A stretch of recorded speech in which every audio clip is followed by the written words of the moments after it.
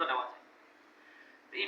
ইমাম আহমদ ইবনে হাম্বল রাহমাতুল্লাহ আলাইহি বলতেছে যে আমি একটা আয়াতে থেকে কোনো মাসালা বের করতে পারতেছি না, দীর্ঘদিন আয়াত নিয়ে গবেষণা করতেছিলাম, কিন্তু আজকে রাত্রে আল্লাহ রাব্বুল আলামিন আমার ব্রেনে দরজা খুলে দিয়েছে, আমি ওই আয়াত থেকে 100 মাসালা বের করেছি।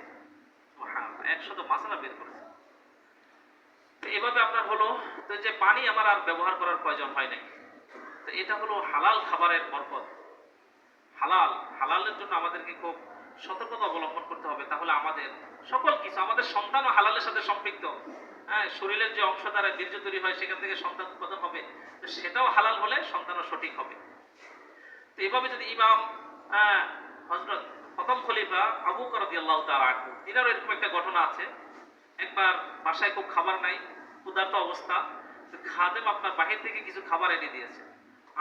আনার সাথে সাথে খাবারটা খেয়ে ফেললেন। তো খাবারটা শেষ করার পর খাদেম জিজ্ঞেস করতেছে যে আপনি তো আমাকে অন্য সময় জিজ্ঞেস করতেন যে খাবারটা কি কি পদ্ধতিতে আসলো এখানে, আজকে কোনো কিছু জিজ্ঞেস না করে খেয়ে ফেললেন। বলল যে আজকে খুব ক্ষুধা ছিল, আমি সেজন্য খেয়ে ফেলছি, এখন বলো কি হলো। তা আমি ইসলাম ধর্মে প্রবেশ করার আগে আপনার এমন একটি কাজ করেছিলাম যে এটাকে জুয়ামূলক একটি কাজ আর কি, একজনকে সহযোগিতা করা। এইভাবে আমি একটি কাজ তার সাথে এইভাবে অবৈধ পন্থায় যুক্ত হয়েছিলাম।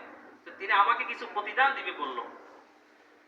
আমি ওই প্রতিদান তখন আমাকে দিতে পারে নাই, বলছে যে যে কোনো সময় আমি তোমাকে এটা দিব। তো বলল আজকে যখন আপনার দেখা হলো, আমি যখন পথে দিয়ে যাচ্ছিলাম তখন তিনি আমাকে একটা খাবার দিচ্ছিল। আমি বললাম না, আমাকে না দিয়ে আমার যে মনিব, ওনাকে খাবারের জন্য খাবারটা দিয়ে দেন, তাহলে আরো বেশি ফায়দা হবে। তো বললো দিয়ে দিল। তো বললো আপনার যে কাজটার পদ্ধতিতে ওনাকে খাবারটা দিছে ওই পদ্ধতিটা হারাম হারাম কাজ ছিল, সেজন্য ওই খাবারটাও হারাম হয়ে গেল, যেহেতু প্রতিদানটা হারাম।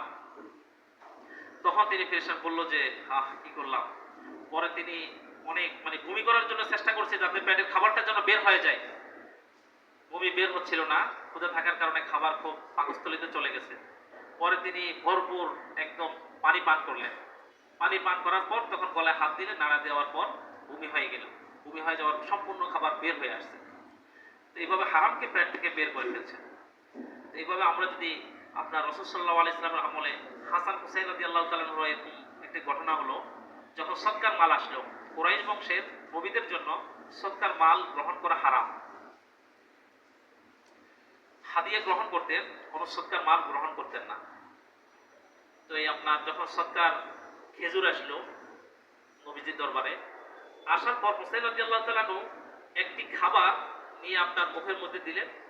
দেওয়ার পর রাসূল সাল্লাল্লাহু আলাইহি ওয়াসাল্লাম দেখলেন, দেখে সাথে সাথে আপনার ওই খাবারটা মুখ থেকে বের করে ফেললেন। তো এভাবে আপনার সন্তানদেরকে, নাতিদেরকে হালালভাবে তৈরি করার জন্য এভাবে আমাদেরকে প্রস্তুত থাকতে হবে, তাহলে দ্বীনের পথে সঠিকভাবে মানুষ করা সহজ হবে। তো এই জন্য আমাদের আল্লাহ রাব্বুল আলামিন আমাদেরকে হালালভাবে খাবার, রিজিক অনুসন্ধান করার জন্য, এবং যতটুকু আল্লাহ রাব্বুল আলামিন সঠিকভাবে রিজিকের ব্যবস্থা করে, সকলে চেষ্টা করব অবসর সময় কাটাবো না, যাতে করে ভালো রিজিক উপার্জন করতে পারি হালাল পদ্ধতিতে, নিজের জন্য, পরিবারের জন্য, সন্তানদের জন্য চেষ্টা করব। এরপরে খাবার দাবারের ক্ষেত্রে খুব সতর্কতা অবলম্বন করব, যাতে করে আল্লাহ রাব্বুল আলামিন আমাদের সকলকে হারাম থেকে হেফাজত করো। ওয়া মা তাওফীক ইল্লা বিল্লাহ।